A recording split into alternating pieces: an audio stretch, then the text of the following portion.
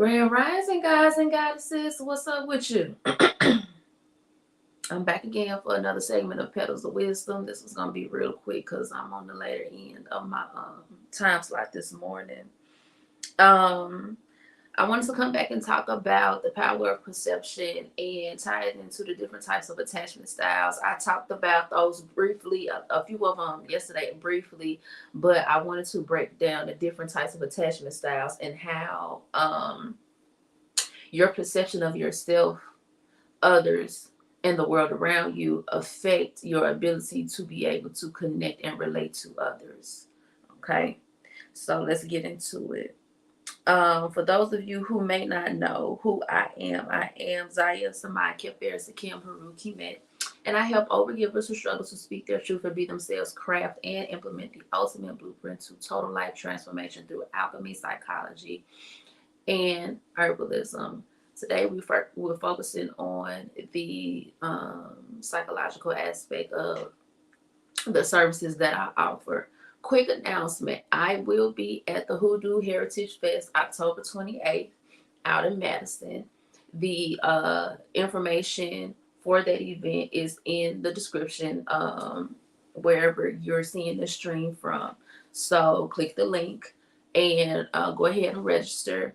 I will be there selling these dope candles. So this is my, let's see what a camera is. That's my Heavenly Haru candle. That's for divine femininity. I have this Magic of Men candle. It's for divine masculinity. And I have some other little knickknacks that go into a kit together. It's called the chemistry kit. So if you and your boo want to work on your your symbiosis and your synergy as a couple, you can get the chemistry kit from me as well. I will also have different sea mosses and teas that I think I'm gonna do a live about real soon. So let's get into it. So the different types of attachment styles. So the different types of there are four in particular. There's the secure attachment style, the preoccupied attachment style, the dismissive attachment style, and then the fearful attachment style. So in a secure attachment style, people are like they're confident, they know how to be independent, and they also know how to be interdependent. They don't have a problem with shifting back and forth between those two dynamics in a relationship. Typically, those who have a secure attachment style had had a supportive parental relationship that made sure that they were confident and secure, or they worked through their childhood issues around attachment. Okay, your preoccupied or anxious attachment style is the one that kinds of it doubts itself. It has so in this attachment style, individuals tend to think more of other individuals than they do of themselves, and it manifests in their relationships. And so they can be overbearing, clingy, require a lot of attention, require a lot of affection, are preoccupied with forcing a certain outcome in the relationship.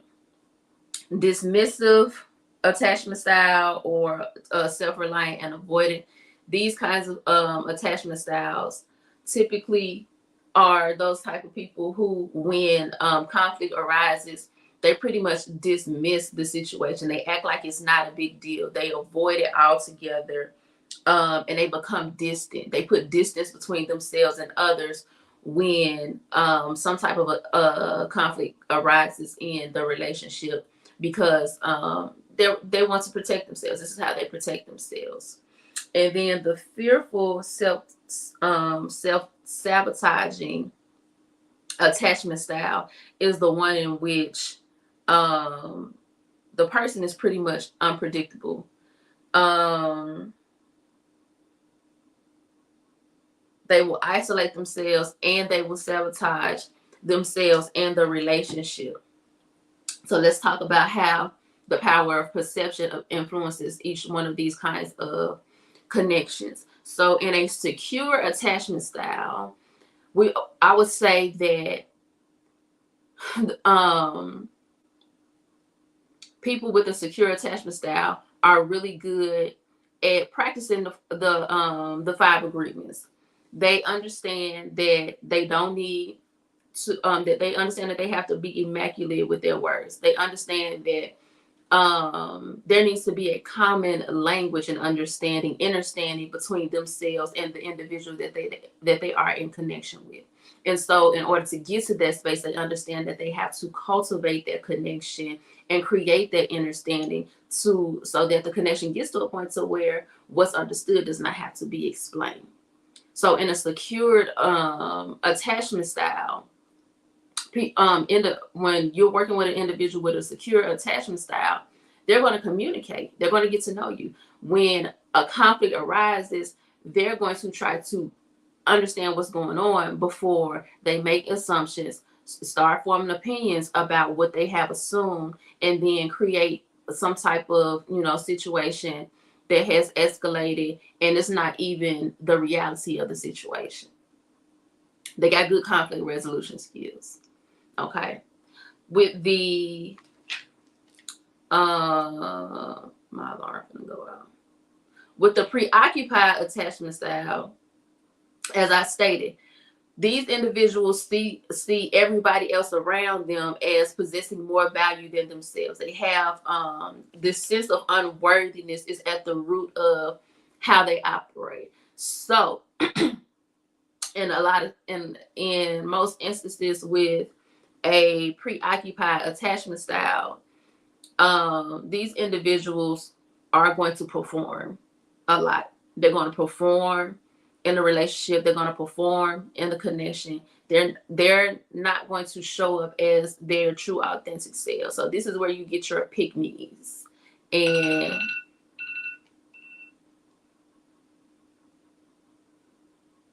yeah, so the preoccupied attachment style, think of pick-me's, think of all the names that we use for those kinds of people who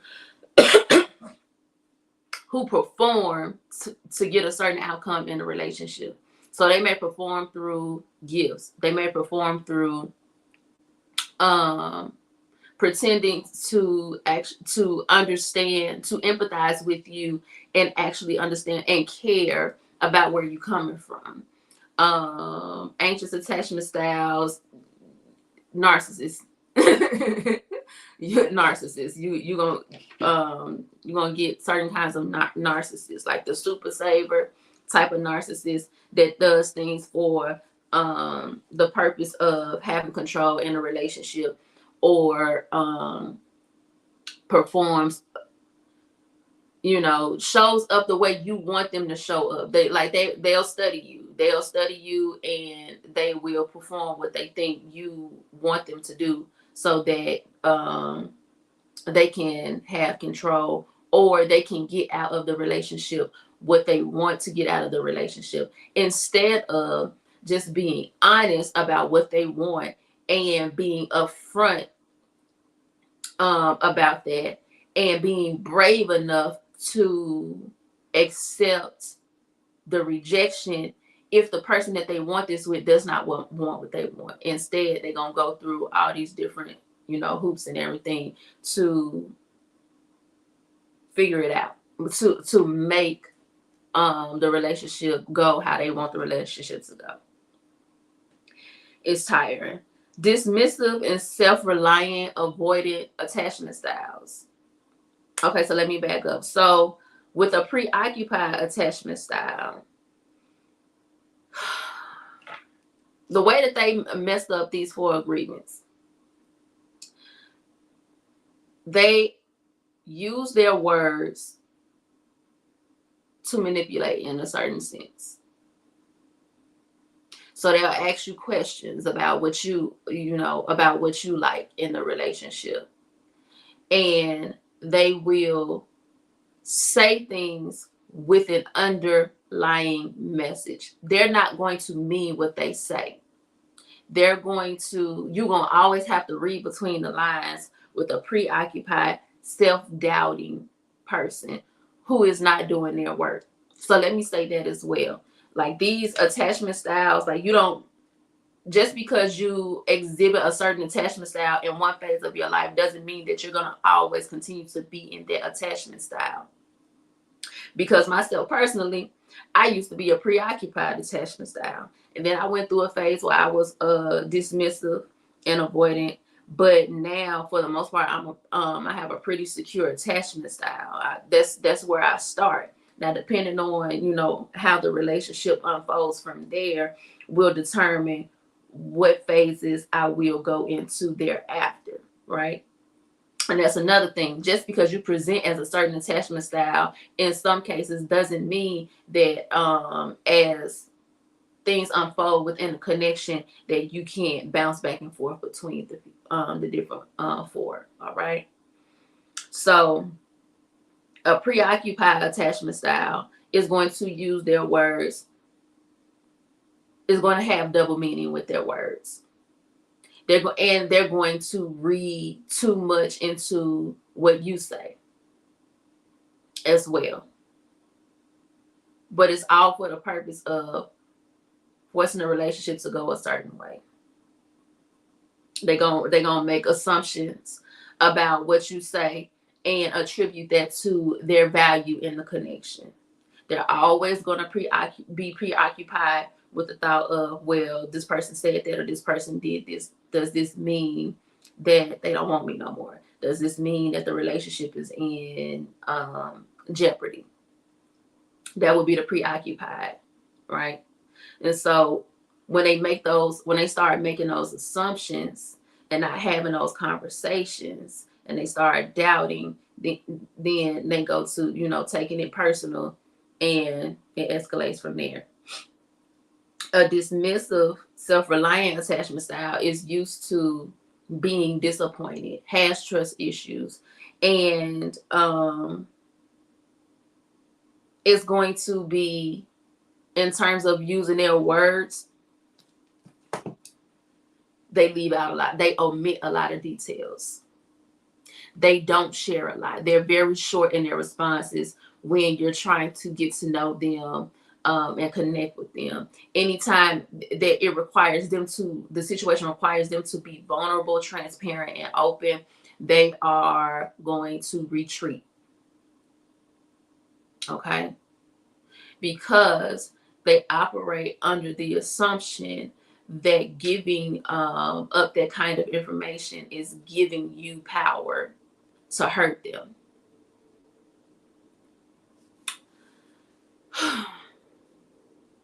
And a lot of times, their perception of, when they operate in their perception, when conflict arises, it's very hard to get to the bottom of the conflict, because they've already dismissed everything. They don't even want to talk about it, because they've already decided in their mind that this is what the situation is. This is what you meant when you said this. And if that's the case, then I might as well. You get what I'm saying?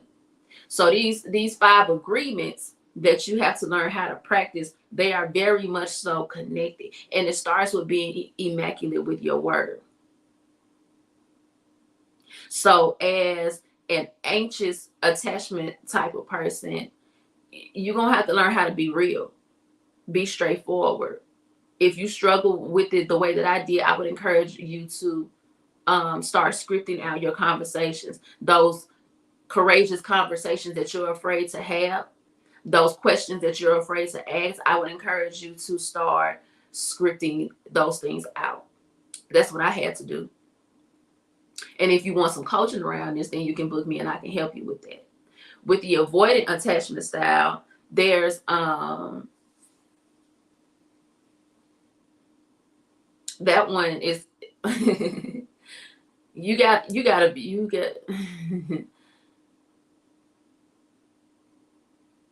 So I'm looking at it from the outside looking in. And I'm gonna put myself in the shoes of the avoidant attachment style and speak to the person who operates in an avoidant attachment style. So when you have that type of demeanor about yourself, I would encourage you to ask yourself these questions. Are you really okay with being alone and isolated? Do you really want to spend the rest of your life distancing yourself from people who love you, who respect you, who care for you, who want the best for you, and who will not judge you? Because you don't want to do the work of developing a conflict resolution style that allows you to step outside of your pain in the story that you have created. You got to come from behind the shield sometimes. You can't keep hiding. And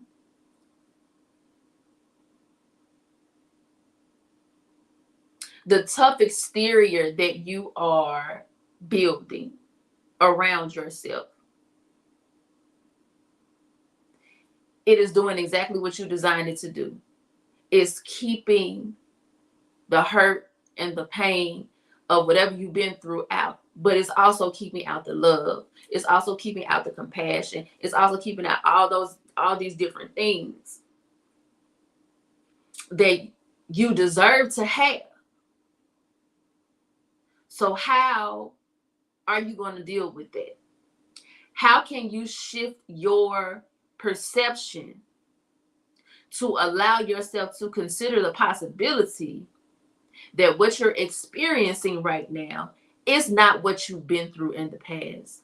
And there are explanations that you need to be open to hearing and interpreting differently in order to experience more positive outcomes in your relationships.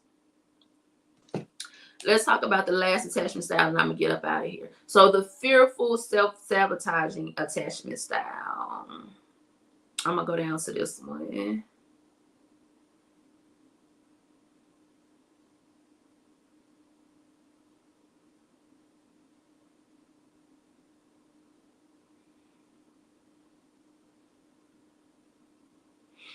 Oh, one more thing. It says dismissive lovers have learned to suppress their emotions at the behavioral level.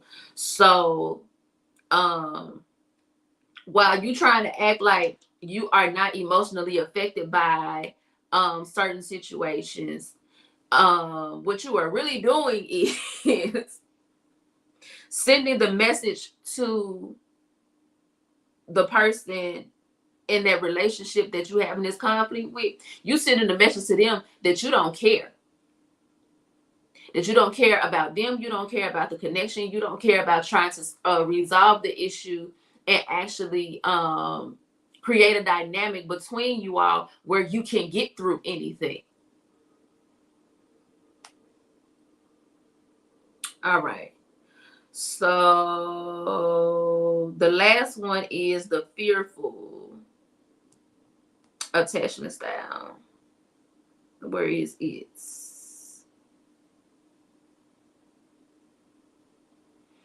So the fearful attachment style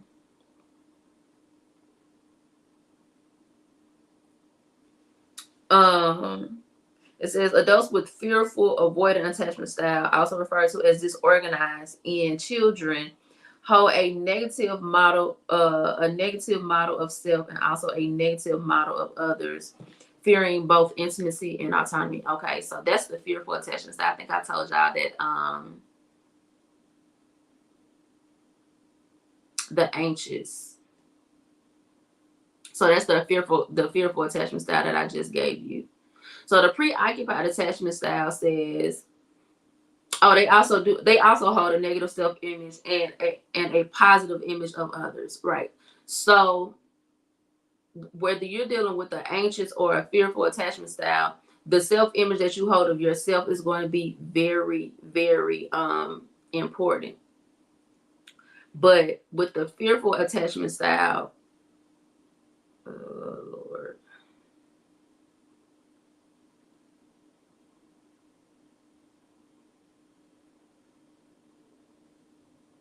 where'd it go?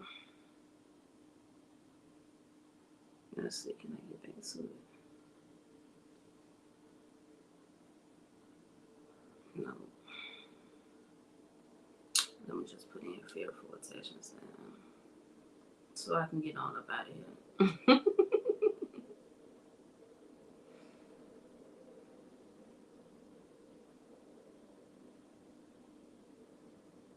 So basically, it's basically the attachment style where the individual wants to trust but is afraid to. So the reason why this attachment style also is rooted in a negative self-image of is because the person's idea of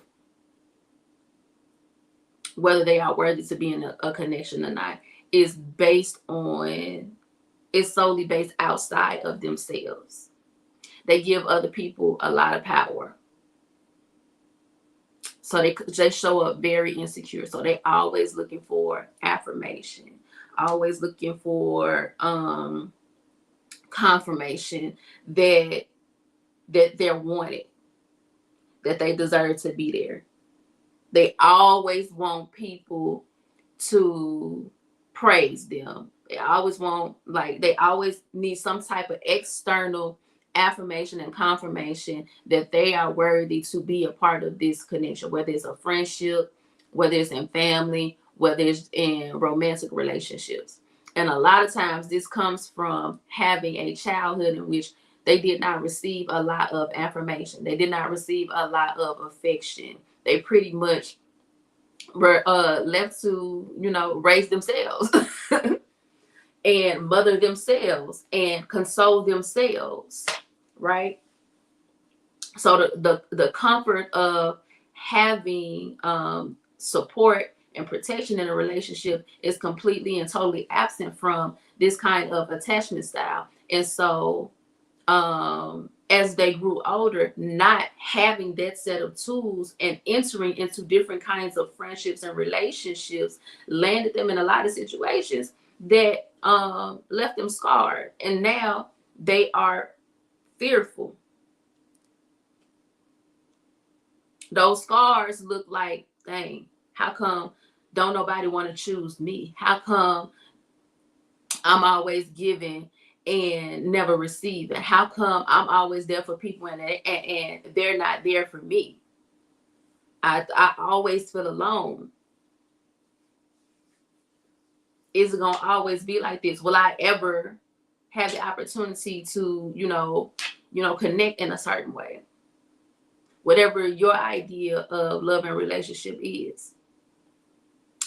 So the way that fearful attachment styles kind of mess up or really, struggle with the 5 agreements when it comes to their words, first of all, when it comes to their perception of self and the world around them, they are the victim. The things that they have been through are not, they're not looking at them as lessons that turn to blessings that have prepared them to move forward in relationships in a healthy way. People with fearful attachment styles, a lot of times probably are equipped. I would say that for all attachment styles, you are equipped. If you've been through something and you survived it, then you're equipped to deal with that again when it arises and deal with it in a way that's not going to leave you scarred. You're equipped to set boundaries. You're equipped to speak your mind. You're equipped to be disciplined enough to walk away if the connection is not reciprocal. You're equipped to problem solve issues in a connection where maybe you feel like you're not getting what you need from that person, and that person is just not in a place where they can give that to you. mind you, in a relationship, the other person is not required to be your end all be all. You can create a community. You can go and find fulfillment in other things. You can find ways to be fulfilled yourself as well. It's just about how you create the balance. But as a fearful attachment style, you are giving away your power. You are making your words, the thoughts that you have in your mind are the story that you're telling yourself. It's not a story of empowerment. It's a story of victimhood. It's a story of wanting to be chosen, wanting to be affirmed. When that starts with yourself. And then you make the assumption that because people don't do these things, that you're not worthy. And that's not the case. And so when you start making those assumptions about your worth and relationship or connection to how people are treating you and how people are handling you, then you become chaotic and unpredictable. Because now you're taking it personally, and now you doing all kinds of mess.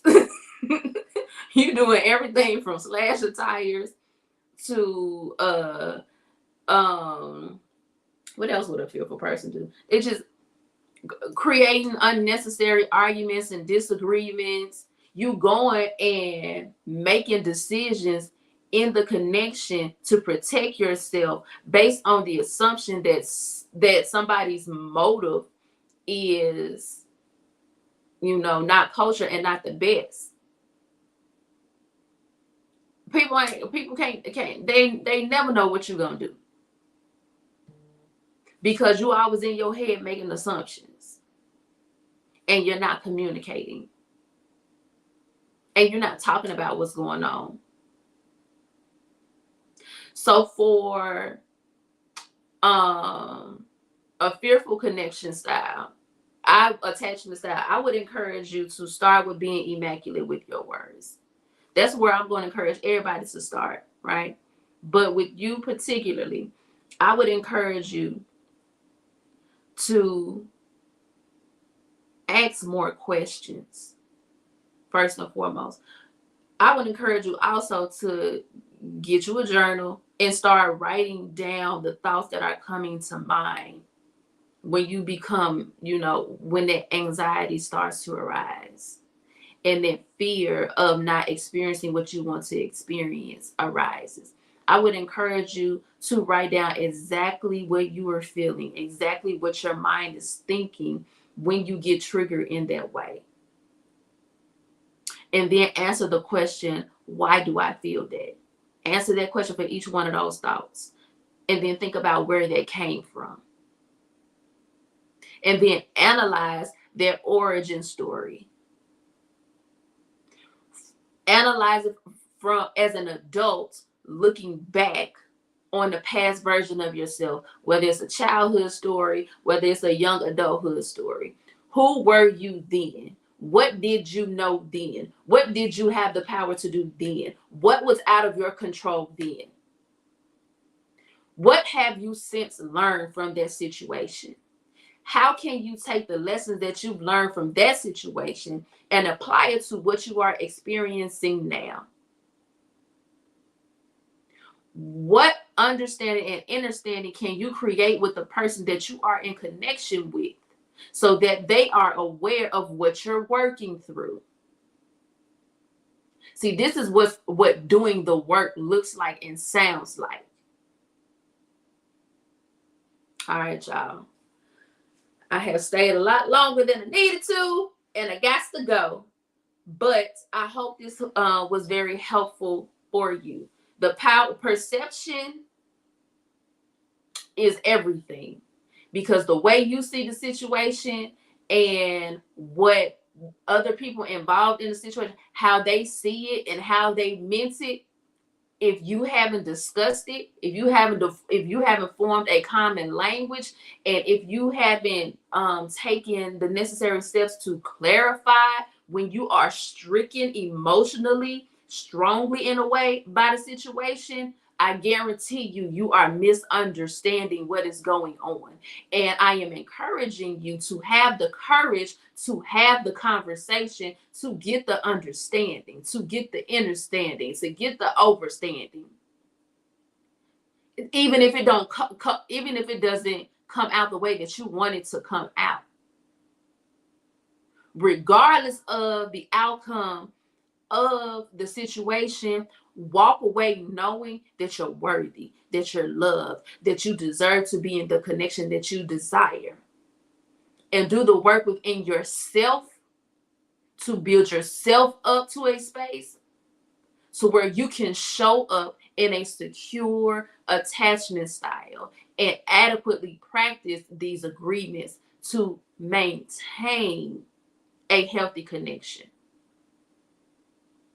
And release the need to control the outcome. Do not attribute any kind of value to yourself based on how this relationship works out. Sometimes relationships are just designed to teach us something and then move on. But it would never be a situation where it's teaching you that you're not worthy, that you're not valuable, that you're not good enough, that you deserve to be isolated, that you don't have the right to express yourself, or that you have the freedom to express yourself so haphazardly that you are causing harm to yourself and the people around you. That's not what these experiences are teaching you. So have the courage to parent yourself